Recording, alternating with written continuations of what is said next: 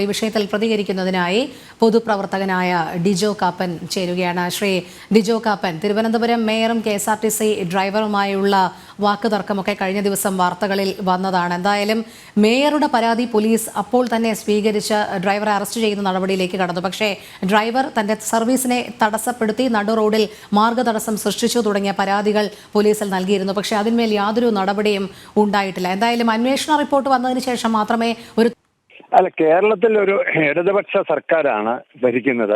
ഇടതുപക്ഷ സർക്കാർ എപ്പോഴും തൊഴിലാളി ആഭിമുഖ്യമുള്ള സർക്കാരാണ് എന്ന് പറയാറുണ്ട്. പക്ഷെ ഇക്കാര്യത്തിൽ ആ ഒരു താല്പര്യം കാണുന്നില്ല എന്നുള്ളത് തന്നെയാണ് എനിക്ക് ആദ്യമേ പറയാനുള്ളത്. രണ്ടാമത്തെ കാര്യം ഞാൻ ഇന്നലെയും സൂചിപ്പിച്ചിരുന്നു നമ്മുടെ ചർച്ചയിൽ. അതായത് ട്രാൻസ്പോർട്ട് വകുപ്പ് മന്ത്രിക്ക് പോലും ഒരു വാഹനം അദ്ദേഹത്തിന്റെ സൈഡ് കൊടുത്തില്ല എന്ന് പറഞ്ഞ് ആ വാഹനം തടഞ്ഞു നിർത്താനുള്ള അധികാരമില്ല. ആ അധികാരമില്ലാതെ ആണ് ഇന്നലെ ആ മേയറോടൊപ്പം സഞ്ചരിച്ചിരുന്ന ആളുകൾ ആ വാഹനം തടയുകയും ആ യാത്രക്കാരെ ഇറക്കി വിട്ടു എന്നുള്ളത് വലിയ ഗുരുതരമായ കുറ്റമാണ്. അതായത് ടിക്കറ്റ് എടുത്ത് അവർ തമ്പാനൂർക്കൊക്കെ ടിക്കറ്റ് എടുത്തവരെ വഴിയിലിറക്കി വിടുക എന്ന് പറയുന്നത് വളരെ കർശനമായ നടപടി സ്വീകരിക്കേണ്ടതാണ്. അതാരാണോ ചെയ്തത് അവരുടെ പേരിലായിരുന്നു നടപടി വേണ്ടത്. ഡ്രൈവർ തെറ്റ് ചെയ്തിട്ടുണ്ട്, ഡ്രൈവറുടെ പേരിൽ നടപടി എടുക്കട്ടെ. അതിന് ഈ നാട്ടിൽ ചില ചട്ടങ്ങളൊക്കെ ഉണ്ട്. അതിനൊരു കമ്മീഷൻ ഒരു അന്വേഷണ ഉദ്യോഗസ്ഥനെ ചുമതലപ്പെടുത്തി ആ യാത്രക്കാരിൽ നിന്ന് ഇദ്ദേഹത്തിന്റെ ഭാഗത്തുനിന്ന് മാത്രമാണ് ഈ കുഴപ്പമുണ്ടായതെങ്കിൽ അദ്ദേഹത്തിന്റെ പേരിൽ നടപടി എടുക്കണം. അത് ഇന്നലെ ഞാൻ വെളിപ്പെടുത്തിയിരുന്നതാണ്.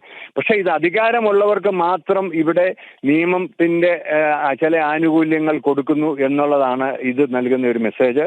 ഇതെന്തായാലും പൊതുസമൂഹം ഇത് അംഗീകരിക്കും എന്ന് എനിക്ക് തോന്നുന്നില്ല. തെരഞ്ഞെടുപ്പിന് മുമ്പായിരുന്നെങ്കിൽ ഈ നടപടി ഉണ്ടാവുമായിരുന്നില്ലെന്നുള്ളതിന് യാതൊരു തർക്കവുമില്ല. അപ്പം ഇത് ഒക്കെ ഇടതുപക്ഷ ആളുകൾക്ക് ആ ഗവൺമെന്റിൽ നിന്ന് അകന്നു പോകാൻ മാത്രമേ ഇത് ഇടവരുത്തുകയുള്ളൂ എന്നുള്ള കാര്യത്തിൽ തർക്കമില്ല. ആ ഡ്രൈവറുടെ ഭാഗത്ത് തെറ്റുണ്ടെങ്കിൽ ഡ്രൈവർ അതിൻ്റെതായ അനുസരിച്ച് ശിക്ഷിക്കണം. പക്ഷെ ഈ വാഹനം തടഞ്ഞതിന്റെ പേരിൽ ഒരു മേയറും ഇവിടെ നിയമനിർമ്മാണ സഭയിലുള്ള അവരുടെ ഭർത്താവും നടത്തിയത് കുറ്റകരമായ നിയമലംഘനം തന്നെയാണ്. അവരുടെ പേരിൽ എന്ത് നടപടി ഉണ്ടാകും എന്നുള്ളത് അറിയാൻ ആഗ്രഹമുണ്ട്. ഞാൻ ഇന്നലെ സൂചിപ്പിച്ചതുപോലെ ആ പ്രദേശത്തെ CCTV ക്യാമറകൾ പരിശോധിക്കുക.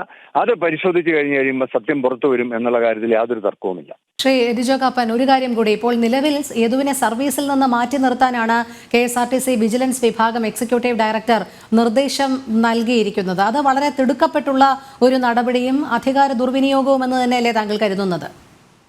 അല്ല, ഉറപ്പായിട്ടും ഞാൻ അത് സൂചിപ്പിച്ചല്ല. ആ കുടുംബം ഇതിൽ നിന്ന് കിട്ടുന്ന വരുമാനം കൊണ്ടാണ്.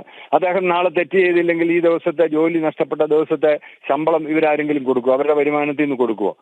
അന്വേഷണം നടത്തി കഴിയുമ്പം ആ ഡ്രൈവറുടെ ഭാഗത്ത് തെറ്റില്ലായിരുന്നു എന്ന് കണ്ടു കഴിഞ്ഞു കഴിഞ്ഞാൽ അത് അദ്ദേഹത്തിന് ജോലി നിഷേധിക്കുന്നത് യാതൊരു കാരണവശാലും ശരിയല്ല എന്നുള്ള കാര്യത്തിൽ തർക്കമില്ല. പെട്ടെന്ന് അന്വേഷണം നടത്താമല്ലോ. ഇന്ന് തന്നെ ആ CCTV ദൃശ്യങ്ങൾ എടുക്കട്ടെ. ആരുടെ ഭാഗത്തുനിന്ന് ഈ വണ്ടി ഇടതുവശത്തുകൂടി ഇവരെ മേയറൊക്കെ സഞ്ചരിച്ചിരുന്ന വണ്ടി ഇടതുവശത്തൂടെ ഓവർടേക്ക് ചെയ്തിട്ടുണ്ടെങ്കിൽ അത് ഒന്നാമത്തെ ഒഫൻസാണ്. രണ്ടാമത് ഈ വാഹനം തടഞ്ഞു എന്നുള്ളത്. അധികാരമില്ലാത്ത ഒരാളുകൾക്ക് വണ്ടി തടഞ്ഞു നിർത്തി അതേലെ യാത്രക്കാരെ ഇറക്കി വിടാൻ എന്ത് അധികാരമാണ് കൊടുത്തിരിക്കുന്നത്? ഇതെന്താ കൊറിയ വല്ലതും ആണോ?